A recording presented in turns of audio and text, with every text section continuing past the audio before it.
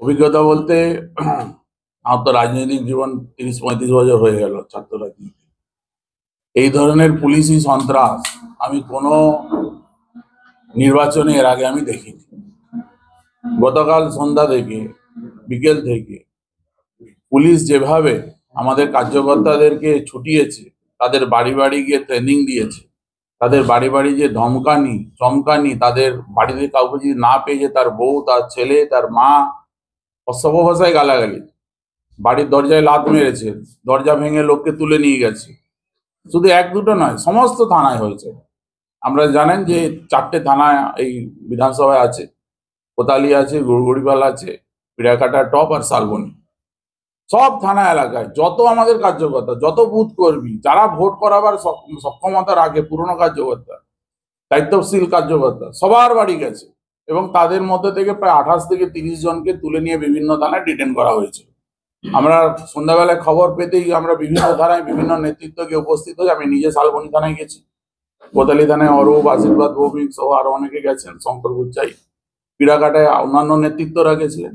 এভাবে আমরা ভাগ হয়ে যখন যাই, তারপরে কথা বলার পর, ঝগড়াঝাটি করার পর কিছু নেতৃত্বকে ওরা ছাড়ে, কোনো কারণ নেই ডিটেন করে, বলছে ওনার নামে কমপ্লেন আছে, উনি এলাকায় গন্ডগোল সৃষ্টি করছে। আর ভাই, গন্ডগোল যারা করছে তাদেরকে নিয়ে পুলিশ চলছে। কাসেম খানের টিম ঢুকছে, সন্দীপ সিং এর টিম ঢুকছে শালবনীতে, এলাকায় চষে বেড়াচ্ছে। সেই টিমের প্রতি পুলিশের নজর নেই। আলাদা বিধানসভা থেকে টিম এসে মেদিনীপুর বিধানসভায় কাজ করছে। কেশপুর থেকে লোক ঢুকছে, আনন্দপুর থেকে লোক ঢুকছে। কিন্তু বিজেপির লোকদের রুখতে হবে, কারণ বিজেপি কর্মীদের এলাকা থেকে সরিয়ে দিলে টিএমসি সুবিধা, সেখানে তারা রিগিং করবে, তারা তাদের মতো ভোট করাবে। এটা এসপি পরিকল্পনা করেছিল, আপনারা সবাই জানেন, এখানে লুকোবার কিছু নেই।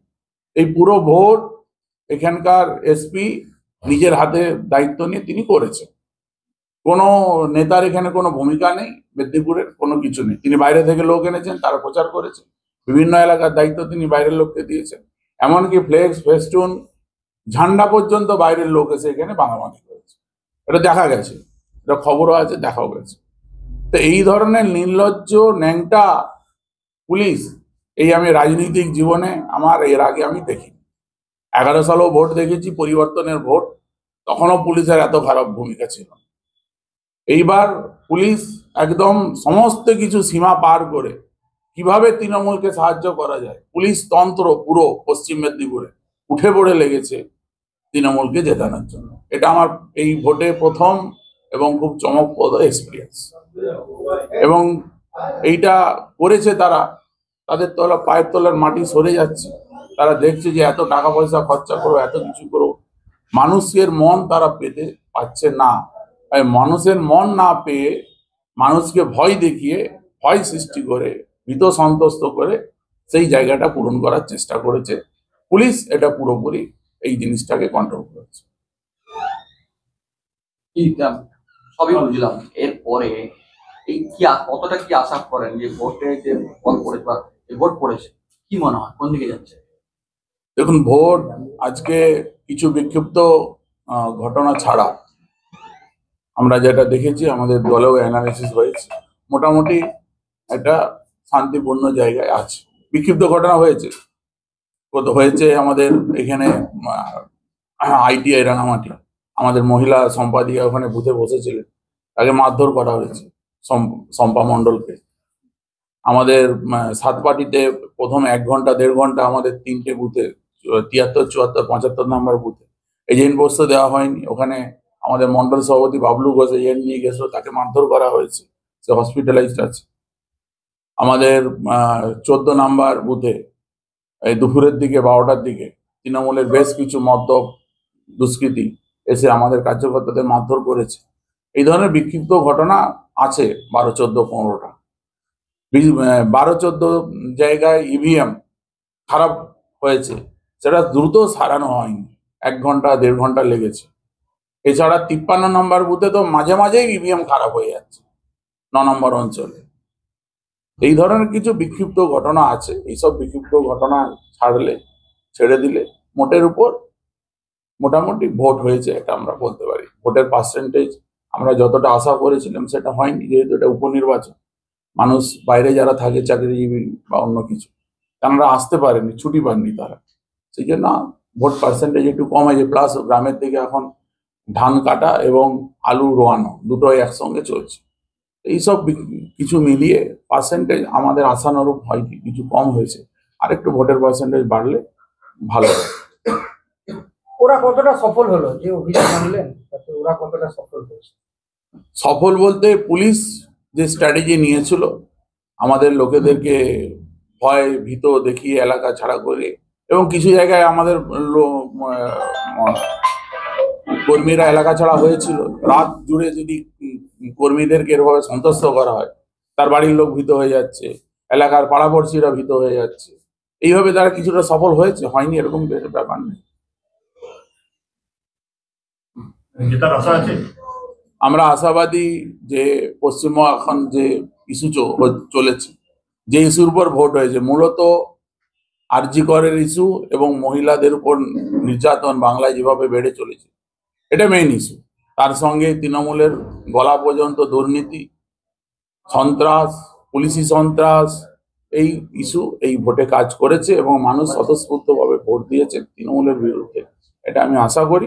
এবং এই ভোট যদি ইভিএম কে আমরা রক্ষা করে ঠিকভাবে গণনা পর্যন্ত ধরে রাখতে পারি, কারণ এরা ইভিএমও কিছু করার প্ল্যান করছে, এটাও আমাদের কাছে খবর আছে, এবং সেই দিন পর্যন্ত যদি আমরা এটাকে ধরে রাখতে পারি, আশা করি বাংলার বুকে আমরা একটা ফল দেখা দেবো। যেই জিতুক আশা করি বাংলার বুকে আমরা একটা ফল দেখা দেবো। যেই জিতুক ব্যবধান কত হবে আশা করছি?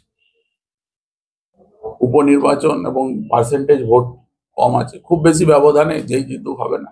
আর লড়াইয়ে হার জিত আছে, এখানে যেই জিতুক যেই হারুক কারো দুঃখেরও এখানে অবকাশ নেই, আর কারো বিশেরও খুশিরও অবকাশ নেই। আজ আপনারা জানেন এতদিন এর আগে 35 বছর বামপন্থী শাসন করেছে, 11 সালে পরিবর্তন এসেছে, আবার 26 সালে পরিবর্তন হবে না এরকম কিছু ব্যাপার নেই। আমরা 26 সালে পরিবর্তনের দিকে লক্ষ্য রেখে এগিয়ে রেখেছি। তার মাইলস্টোন এই উপনির্বাচনগুলো হতে যাচ্ছে, এটা আমরা আশা। তুমি তাদের শাসক দলকে অসহযোগিতা করছে একটা অভিযোগ, আপনারা কি সন্তুষ্ট? অসহযোগিতা তারা তাদের ডিউটি পালন করেছে, এটুকু আমি বলতে পারি, খুব ভালো ডিউটি পালন করেছে। আমাকেও বহু জায়গায় ঢোকার সময় আটকানো হয়েছে, আমার পরিচয় জানতে চাওয়া হয়েছে, আমি কার্ড দেখিয়েছি, তারা কার্ড চেক করার পর আমাকে ভিতরে ঢুকতে দিয়েছে। অনেক জায়গায় আমাকে মোবাইল বাইরে রেখেও ভিতরে ঢুকতে বলা হয়েছে। আমি যা ইলেকশন কমিশনের যেরকম নির্দেশ আছে তাদের প্রতি, তারা সেই ডিউটি পালন করেছে। সেখানে ক্যান্ডিডেট সেই আইনের ঊর্ধ্বে তো কেউ নয়। তো কোথাও যদি কাউকে ক্যান্ডিডেটকে বলা হয় যে মোবাইল রেখে যেতে হবে, আপনার পরিচয় দিয়ে যেতে হবে, সেটা আমি মনে করি না কোনো কিছু ভুল কিছু হয়েছে। এটা সবাইকে মানা উচিত, তাদেরকে সহযোগিতা করাই আমাদের কাজ। গতকাল বিরোধী দলনেতা তিনি ঘোষণা করেছিলেন সন্ধ্যে 6টার সময় পুলিশ অফিস ঘেরাও হবে। প্রয়োজনে দিনের বেলা এরকম যেগুলো ঘটেছে তার জন্য রাস্তা অবরোধ করা, জাতীয় সড়ক অবরোধ, কিছুই হলো না, তাহলে কি সন্তুষ্ট?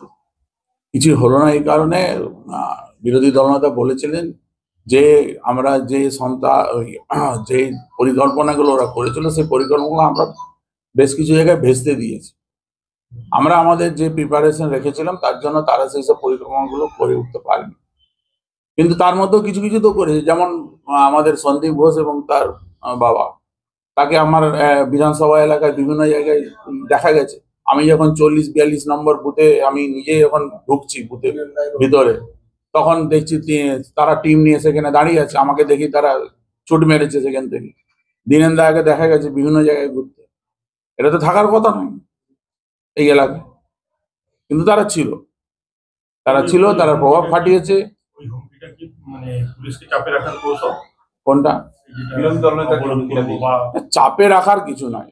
গতকাল আমি আবার বলছি, গতকাল যে নাক্কারজনক ভাবে ন্যাংটা ভাবে পুলিশ 4টে থানা এলাকায়, শহর এবং গ্রামীণ, যেভাবে আমাদের কার্যকর্তাদের হ্যারাস করেছে, অসভ্যতামি করেছে আমাদের কার্যকর্তাদের সঙ্গে, এটা বিরল ঘটনা।